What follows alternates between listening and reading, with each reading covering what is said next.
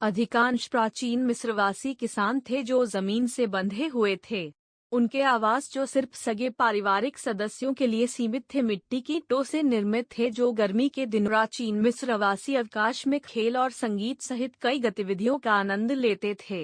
Senate एक board प्राचीन मिस्र की वास्तुकला में दुनिया भर की कुछ सबसे प्रसिद्ध संरचनाएं शामिल हैं, जैसे गीजा के महान पिरामिड और प्राचीन मिस्र के पिरामिड जिनके चारों कोने इस प्रकार बनाए गए कि वह पृथ्वी के भूगोल की 4 दिशाओं की सीध में है। इससे यह पता चलता है कि यह पिरामिड 4 दिशाओं को प्राचीन मिस्र वासियों ने कार्यात्मक प्रयोजनों को पूरा करने के लिए कला का निर्माण किया।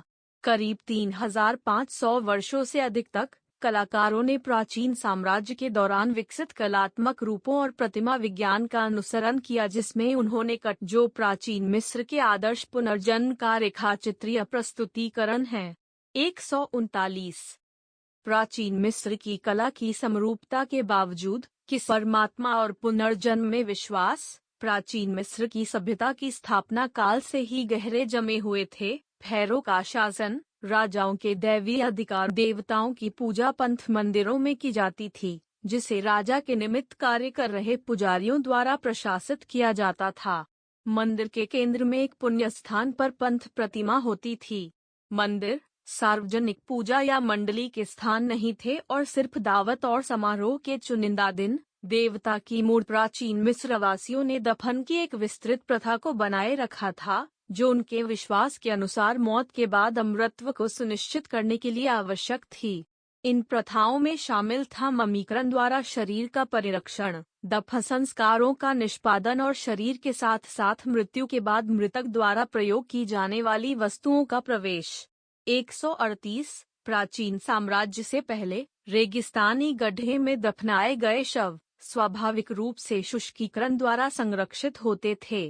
बंजर रेगिस्तानी परिस्थितियां गरीबों की अंत्येष्टि के लिए प्राचीन मिस्र के पूरे इतिहास में एक वरदान बनी रही, जो कुलीन वर्ग को उपलब्ध व्यापक दफन आयोजनों को वहन नहीं कर सकते थे।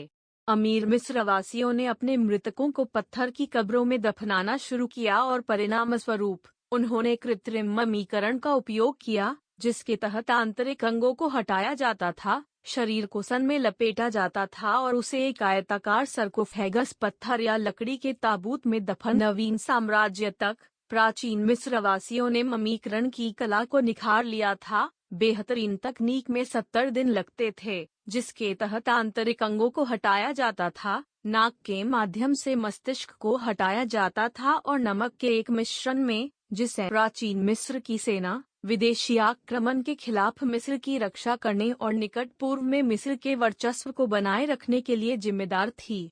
सेना ने प्राचीन साम्राज्य के दौरान सिनाई में खनन अभियानों को संरक्षित किया और पहले और दूसरे मध्यवर्ती काल के दौरान गृह युद्ध लड़ा। महत्वपूर्ण व्यापार मार्गों की किलेबंदी बनाए रखने के लिए सेना जिम्मेदार थी, जैसा कि नूबिया के रास्ते में बुहिन शहर में पाया गया। सैन्य ठिकानों के रूप में भी किलों का निर्माण किया गया, जैसे सिले का किला, जो लेवेंट अभियानों के लिए एक संचालन। प्रौद्योगिकी में, चिकित्सा और गणित में प्राचीन मिस्र ने उत्पादकता और परिष्कार के एक अपेक्षाकृत उच्च स्तर को प्राप्त किया। पारंपरिक अनुभववाद, जैसा कि एडविन स्मिथ और एबर्स पपीरी द्वारा प्रमाणित हुआ, लगभग 1600 ईसा पूर्व उसका पहला श्रेय मिस्र को जाता है और वैज्ञानिक पद्धति की जड़ें भी प्राचीन मिस्र। औद्योगिकी में, चिकित्सा और गणित में प्राचीन मिस्र ने उत्पादकता और परिष्कार के एक अपेक्षाकृत उच्च स्तर को प्राप्त किया।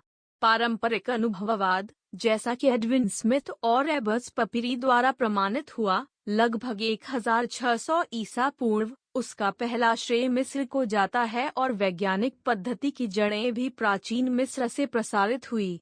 उद्धरण चाहिए। मिस्रवासियों ने अपनी खुद की वर्णमाला और दशमलव प्रणाली विकसित। प्राचीन साम्राज्य से पहले ही प्राचीन मिस्रवासियों ने कांच के समान एक पदार्थ विकसित किया जिसे फियोन्से कहते हैं, जिसे वे कृत्रिम अर्धकीमती पत्थर का एक प्रकार मानते थे। फियोन्से सिलिका, चूना और सोडा की अल्प मात्रा और एक रंजक, आमतौर पर तांबा से बना एक गैर मिट्टी का सिरेमिक है। 157 इस पदार्थ का प्रयोग प्राचीन मिस्रवासियों की चिकित्सा समस्याएं सीधे उनके वातावरण से जनित थीं।